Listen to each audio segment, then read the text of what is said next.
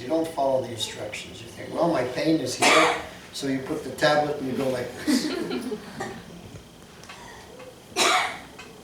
The pain doesn't go away. It's the same tablet, but you did it wrong. You didn't get the result. So similarly, if we don't follow the process of Bhakti Yoga properly, will we get the result? No? Is that fair? Yeah. Is that logical? Yeah. So how to do it correctly? Prabhupada has explained, all our acharyas has explained, and we need to hear it again and again. Because Prabhupada taught us that we have to carefully guard against these offenses, and we're committing them again and again, even after hearing so many instructions on the matter. So the 10th offense is to be inattentive while chanting, and to maintain material attachments even after hearing so many instructions on this matter. So the whole secret of success is to chant with care and attention. This is Prabhupada's words, care and attention. And what does care mean? Well, we care for our children, we care for our family. We have feeling for our children, our family. We take care, we do everything properly. And care also means we're careful. We're very careful how we do everything. So that's care and attention. Attention means full focus of my consciousness on the chanting. Not that while I'm chanting, I'm thinking, oh, I got to pay my bills today, I have to do this, I have to go there, I have to go here. Someone insulted me yesterday and I'm still thinking about it. So many things. That is not attention. That is not focus. And if we don't have care and attention, if we're inattentive while chanting, that's considered aparad. Aparad in English, what is the English word? Offensive. Can we make advancement through offenses? Can we become purified by making offenses every day? No. I don't think so either. That's not what's recommended by the acharyas. So we have to come to the position where we are free from these offenses. Now Krishna understands in the beginning we all come with bag and baggage. No one is pure in the beginning. So he overlooks some of our offenses. But gradually over time we have to come to the clearing stage where we're clearing out these offenses. Because Krishna is pleased to see that we're making advancement. He's pleased to say that we're making an endeavor to make an advancement. If I don't even try to make advancement, then that's not a good sign.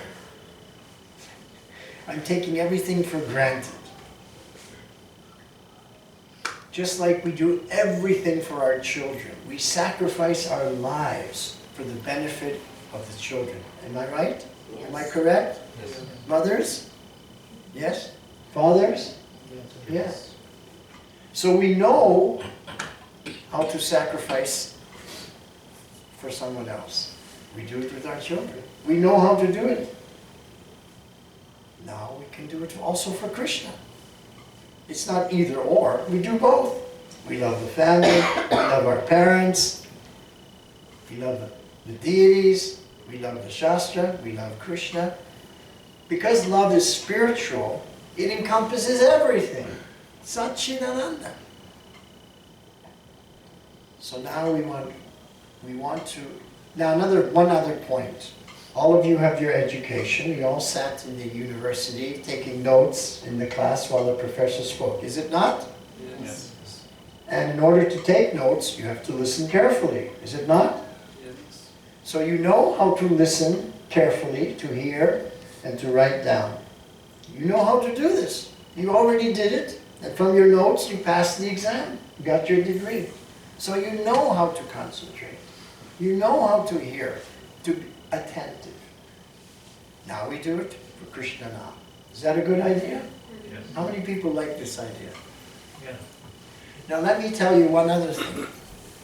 Sometimes when we were in that class, even though we're carefully trying to hear the professor, sometimes my mind does begin to wander. And then I miss the next point the professor makes. So what do? I lean over to my neighbor's notes and I copy it to my notes. How many people have had this experience? Everybody. Now this experience teaches us something very valuable. And that is this. If you take anything away from today's talk, this is what you should remember. That when you think, you can't hear. When you don't concentrate, you can't hear. Inattentive means you can't hear. So when you think, you can't hear. And the proof is from your own life. You all raised your hand. You know that. So if I'm not attentive, it means I'm not hearing Krishna Nam. I may be, my fingers may be going like this, and I may be going Hare Krishna, Hare Krishna, Krishna Krishna, Hare Hare, Hare Rama, Rama Rama Hare. But my mind is somewhere else, thinking something. I've been attentive. It means that I'm not hearing the mantra. How many people, does everybody here chant japa? How many, has anybody had this experience that you're chanting your rounds, and then all of a sudden in one round, you come to the Krishna B, that's the end of the round, and you can't quite remember how you got to the end. Anybody have that experience? Now what is the meaning of this? What does this mean? Why can't you remember?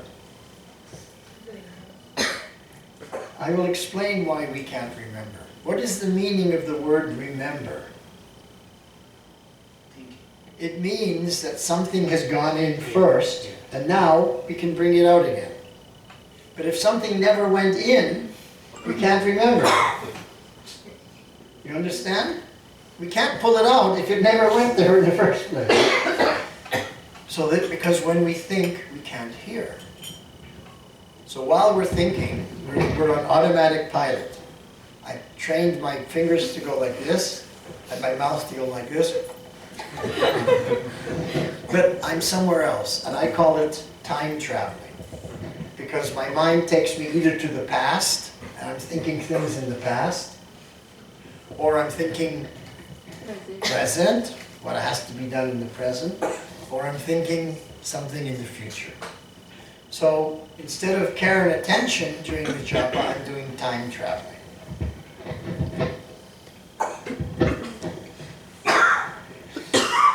So that means we're being inattentive, we're thinking, means we don't hear the mantra, and the proof we don't hear the mantra is we can't remember how we chanted that round.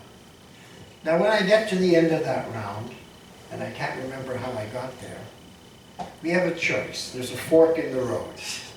I can either chant the round again and be attentive, or I can count it as a round chanted. If we count it as a chanted round, and we do this continuously, then every day we may be chanting 16 rounds that we never hear. Can you see that my advancement all of a sudden stops? We start flatlining. In the beginning, we're all very enthusiastic, we're very attentive, and so we make rapid advancement. Then all of a sudden, we start flatlining. So year after year, still haven't got that taste. Still not experiencing Bhagnamrit, Krishna Bhagnamrit. Because we're now doing the process wrong. We're inattentive. The Bhaktivinoda Thakur, I was reading one of his books, and he said something that stuck with me. He says there's 10 offenses. He said if you solve the problem of the 10th offense, which is just chanting with care and attention, then automatically all the other offenses disappear. You don't have to worry about the other 9. Just focus on the 10th and everything else disappears. Now who understands why that happens? Why did he say that? You're all university graduates? The mantra is purifying. Sorry? Mantra is purifying. The mantra is already pure. Our heart becomes purified. He's correct. By chanting with care and attention, the heart becomes purified. We become a pure devotee, so naturally we don't commit any more offenses. It's obvious. So by solving the problem of the 10th offense, you solve all the other problems. So Sri Chaitanya Mahaprabhu, realizing this, he instructed everyone, Kiva Vipra, Kiva Nyasi, Shudra Kenano. It doesn't matter what your external situation is. Look at Dhruva Maharaj, 5-year-old boy. Prahlad Maharaj. Janava Mata was the head of our Gaudiya Vaishnava Sampradaya after Nityananda Prabhu left this planet. And she established the worship of Radharani in our Sampradaya. There's Hemalata Thakurani, Ganga Mata Goswami, great Vaishnava saints in our line. It doesn't matter what is your external situation in this material world. Jai Krishna Tattvaveta, if you understand the truth about Krishna, say Guru Hoy. And therefore, he was teaching, just chant this whole name, become purified, and you will benefit your community. You will benefit your friends and family. And if every person is benefiting their own family, the whole world becomes pure. This is the secret of success. Each one of us is meant to become pure. Each one of us is meant to develop love for Krishna. It's not that we're going to watch somebody else do it, and then I take birth again in the material world. The worst thing, the Shastra says, the worst thing that can happen to a person is punarjanma. Because you never know what is your next birth. Certainly you will have a father and a mother, but you don't know which species that father and mother will be. You don't know what language that father or mother will teach you. It may be Chinese, it may be Swahili. Who knows these things? Why take such a risk?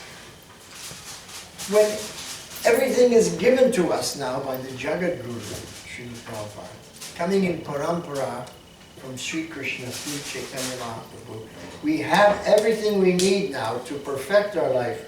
Go back home, back to Krishna or Ram or whoever is our Ishtadev. And we should do it in this life. And why we should do it in this life? Because this is the, first there's two reasons. Number one reason, in all our past lives we failed. In all our past lives we didn't go back to Godhead, and here we are again. How many times do we have to keep coming back again and again and again and again before you finally say, enough, Bas, this time I must be serious. Do you understand? So, in my last life, I didn't go back to Godhead. I took birth again in this body. I don't want to make the same mistake again. No. So I say, this is the best chance that we've ever had.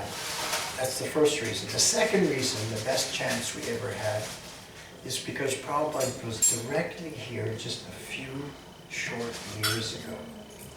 We have access to Prabhupada's direct disciples who share with us what he said, what he did, how he behaved in different situations. But if we take birth again, punarjanma, then who knows where we will end up. Prabhupada will be some saint way in the distant past when we take birth in the future. There will be no Prabhupada disciples left, and who knows what state of affairs ISKCON will be in. Why should we take such a risk? We should get serious. Now I'm going to teach you something, a secret, whereby you can become very serious and be successful in this life. And this is explained in Bhagavad Gita. Who knows the Sanskrit for this verse? All that you do, all that you eat, all that you offer and everything should be done as devotional service to me. Yat karoshi yadasnasi yat joshi tadasi yat tapasyasi konte tat kurshva madarpanam. Madarpanam. Everything, whatever it is you do it for me. So now you're all grihastas. And the grihastas will say to me, but I have a job. I have to work at the company. How can I be Krishna conscious? How can I follow this Dharma 100%? Sannyasis, they can do it. But I'm a grihasta, I have a job. How many people have heard this argument? Yes? Now I'm going to show you this argument carries no water, has no validity. Because whatever you do for Krishna. So you go to the job for Krishna. Now how do you work in the company for Krishna? How can that become bhakti? Well, it's very easy. Once you understand what Krishna is saying, that you give the results to Krishna. So what is the result of your working at the company? What do you get when you work at the company? You get money. So that is the result. Now if you take that result and you use 100% for Krishna, then all your work at the company was bhakti, devotional service. If you do 50% of spending your money for Krishna and the other for Indriya Tripti, then you only did 50%. You understand? But you have your family, they're Vaishnavas. You're taking care of your family, they're Vaishnavas. You're buying all your groceries and offering to Krishna. So you're probably spending 90 to 100% of your income already for Krishna. All you have to do now is tweak your consciousness in such a way to realize that my work at the company is also bhakti yoga, because the result is going to go to Krishna. The result is going to go to the Vaishnavas. Your family are all Vaishnavas. The result is going to go for seva. The result is going to go for tirtha parikrama. The result is going to go for prasadam distribution. The result is going to go for book distribution. That means you're working for the company is now 100% bhakti yoga. How many people know this? Now you know it. Now you understand? How many people understand? Because this bhakti yoga is not an external thing. It's antaranga shakti. It's not the bahiranga shakti. We're not talking about bahiranga here. It's all antaranga. So my consciousness, Krishna consciousness, at the job. Krishna consciousness chanting the japa, chanting the kirtan. And when I do it in full consciousness, very quickly I come to Krishna Bhavnamrita. And when I'm experiencing that Krishna Bhavnamrita, I'm in ecstasy all day, all night. I'm happy. Because that is the natural, constitutional position of a living entity. That's normal. Stress and anxiety is not normal. That's why we don't like it. It's not normal. Ill health is not normal. That's why we don't like it. Because we're eternal spirit souls. Satchidananda, Nava Yovana, always eternally youthful. Death, nobody likes it. Why? Because it's not natural. We're eternal. It's unnatural. So we already know at a deep level we don't like these things because we're Atma. The Atma knows this. Now we have to bring that understanding directly into our life. So how to chant the holy names with more care and attention. And the secret is in the kirtan. Because in the kirtan, you can sing your heart out and you will not think. Because when you sing, you can't think. It's not possible to think and sing at the same time. You understand? Yes? Yes. So if you're thinking during the kirtan, it means you're thinking when I'm singing. Because you can't think while you're singing. So kirtan means sravanam, kirtanam. Both have to be there. The sravanam, you can't think during the sravanam, you have to actually hear. The kirtanam, you don't have to worry about it because it's impossible to think while you're doing kirtanam. Now the process is shravanam, kirtanam, smaranam. Now smaranam means that if it goes in, then we can remember it. We can come back out. If it doesn't go in, if we don't hear, then there is no smaranam. Therefore, this shravanam, the hearing, is the foundation. It's the whole basis of bhakti yoga. It's the most important thing. Now, how many people think that it's difficult to control the mind? Let me see. How many people? But look, this is what Arjuna said to Krishna also. He said, Krishna, you're saying control the mind. But it's easier to control the wind than it is to control the mind. How many people agree with Arjuna? But Krishna said, okay, that's a good point. Undoubtedly, it is not easy. But nothing good comes easy. It takes a little effort. But you can control the mind if you do it correctly. And he explained how to do it correctly. With suitable practice and detachment. Krishna explains how to control the mind with suitable practice and detachment. And in the purport, this is the 6th chapter, you should all read this purport. Prabhupada explains what is the suitable practice and what is the detachment. So you will all read that purport, right? But I will reveal something before to inspire you to go read it. So the suitable practice is shravanam, learning how to hear, which we did in the university when we were taking notes. Learning how to concentrate with care and attention to take the notes. That's shravanam. In that whole purport, he doesn't even mention kirtanam. He says shravanam is the first and foremost practice of bhakti yoga. The word kirtan is not even in that purport. It's all about shravanam. Because through shravanam, you get smaranam. Even if I can't speak, if I'm a mute, if I hear, I can remember.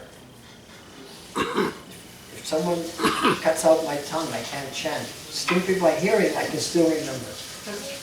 So the kirtanam is important, but more important is the shravanam, hearing. And the suitable practice is shravanam. And detachment. How to become detached from the world. Prabhupada gave a very beautiful and simple answer. You become attached to Krishna. By becoming attached to this, you're no longer attached to that. And he gave an example. I'm going to take his example and enhance it for this audience. Now, all the ladies, they're all expert cooks here, is it not? And you probably have the best stainless steel pots for cooking, is it not?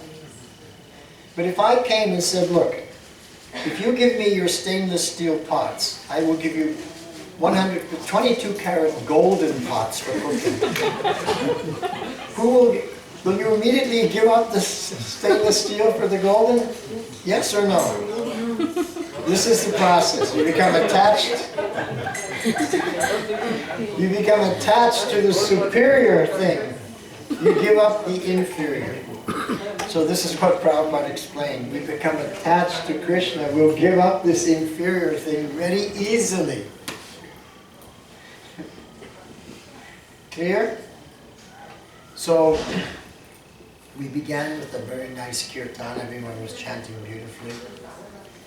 So, before we go to the next kirtan, let me stop here and ask if there's any questions on any subject, any topic that you may have been thinking about. It doesn't have to be particularly about this class, but anything about spiritual life that you've been thinking about ISKCON, about how I can improve and this or that.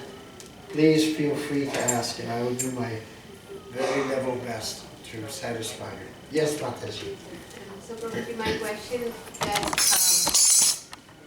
to make advancement, if while singing, like doing kirtan, if I can focus more, then should I do that, or should I try to increase my rounds of chanting and again my mind might go wandering. Okay, so that's a very good question. We can either chant japa, or the mind wanders, or we can go into the kirtan and dance in ecstasy and the mind is in the background.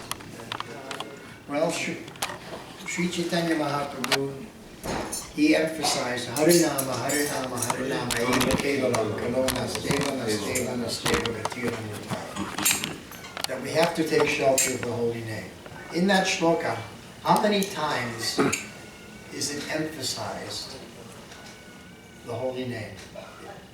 How many times? 3 times.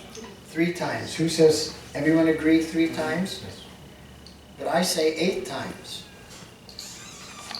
It's stressed 8 times in that